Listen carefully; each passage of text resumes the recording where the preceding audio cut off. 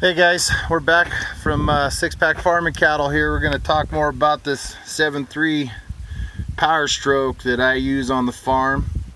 I think today we'll talk about this regulated fuel return system from Irate Diesel. It's pretty awesome. Looks good. You got your fuel lab regulator there, little fuel gauge. You adjust that regulator between 60 and 70 psi on there. I run mine right at 65. Stainless steel lines. These run down to where the factory lines were on the front side of the engine. And this rubber hose right there is your supply line. Goes to that T, which is stainless. And on the driver's side, that goes back. I don't know if I'm gonna get it or not, but maybe not. It's too blurry. Let's see if I can go this route. If you can see that or not, I don't know, but there's a fitting back there on the back side of the head. You pull a plug out and screw that fitting in after you seal the threads. It's like that on the other side of the engine too, but you can't see that one because, well, that guy's in the way. This right here, this rubber line is a return, and what you do to get them in is your factory fuel lines will come out. There's a small gap right there between the mounting brackets and the head where your factory fuel lines come from, and right down, where is it at? Right there. That's where your fuel lines all have a quick connection on them. Pop those loose, take your old fuel lines out that run from here up to the engine. Irate sends you that guy right there has a quick connect that plugs right into your fuel line. That is your return. Your supply line is no, I can't find it. Oh shoot, where's it at? There it is, right there. That's your supply line. Okay, and that goes underneath the pickup. Let's see. Right there's supply. It's going underneath the pickup. This is the old fuel pump. While I'm right here, I'll just tell you about this. This wire loom here comes with this kit. You got a hot in the ground that go right to the battery, and then you've got this little yellow wire sticking out, I don't know, about 4 or 5 feet back from where it hooks up to the battery. That is the ignition switch wire that tells the pump to kick on. What you do is you take your hot wire off your stock fuel pump and just splice it right into that. So when your ignition switch kicks on, or when you kick your ignition switch on, it kicks the pump on. This is the fuel pump and filter housing, and it sits right behind the transfer case. You're hot in your ground. Supply line, right? And then you get this big old 5/8 rubber supply line going to the tank. Now,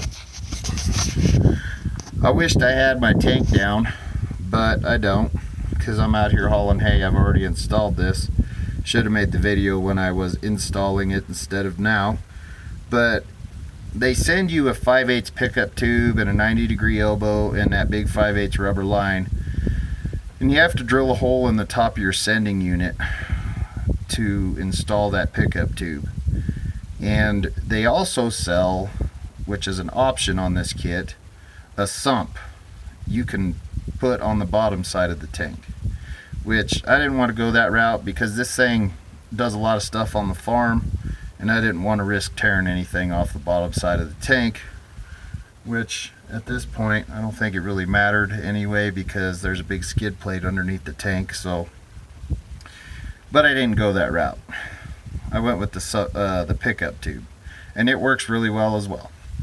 So when I hook this all up, you have to prime the system, obviously, And in order to do that, I had to crack one of these filters open.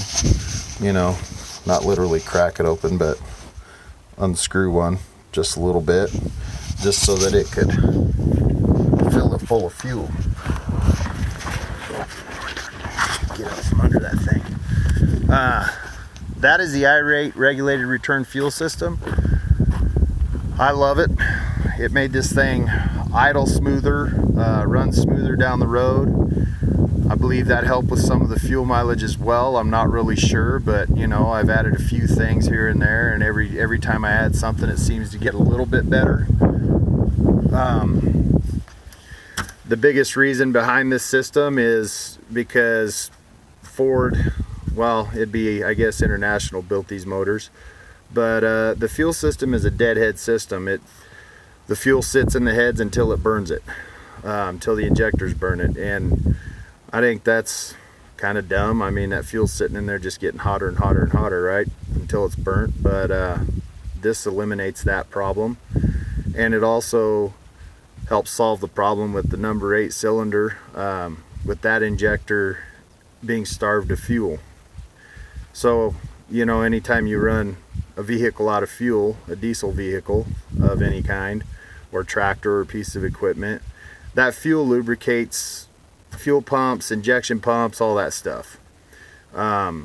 Injectors, whatever, you know, anything that fuel runs through that is a moving part, it helps lubricate it. And number 6 fires before number 8, immediately before, and it's one right after the other on the same side. So 8 starves for fuel, which in turn shortens the life of that injector. This kit is supposed to help solve that. So that is the main reason I wanted it, just because I don't like the idea of fuel sitting in those heads until it's burnt, and I don't like that idea of number 8 starving for fuel. So with all that stuff being said, like I said, this thing just runs smoother and it seems to perform a lot better. So that is the irate diesel regulated return fuel system. It's just the standard fuel system. This thing's not a big horse pickup. I don't race it or anything like that.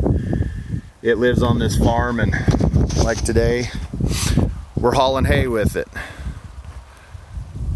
Big bales, big round bales, 5x6 round bales. They're probably weighing anywhere from 13 to 1,800 pounds depending on which hay I'm getting. Those alfalfas are probably up around 18, and those grasses are probably 13 to 1,500. I'm not real sure, but this pickup sees a lot of work like that, and you know, I don't need all the racy stuff, but a little bit of performance never hurt anyone, right? So anyway, you guys have a good day. I hope you learned something from the videos. Maybe this system will help you guys out too. Have a good day.